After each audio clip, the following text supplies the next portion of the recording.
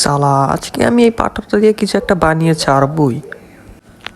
অনেক দিন ধরে আমি এই পাথরটা দিয়ে কিছু না কিছু বানানোর চেষ্টা করেই যাচ্ছি, কিন্তু কিছুই বানাতে পারছি না। আজকে আমি ঠিকই বানিয়ে ছাড়বো, যতই কষ্ট হোক না কেন। অবশেষে আমার আশাটা পূরণ হয়েই গেল। ঠিক আমি একটা কিছু না কিছু বানিয়ে ফেললামই। দেখতে মূর্তিটা খুব বেশ সুন্দরই হয়েছে। হয়েছে হয়েছে, মূর্তিটা এখানে নামাও, এখানে নামাও। এখন এই মূর্তিটাকে ঢেকে দেই। চারদিক থেকে লোক আসছে দেখার জন্য। আরে সালা, এই পাগলা বিজ্ঞানী আবার কি বানিয়ে আনলো রে?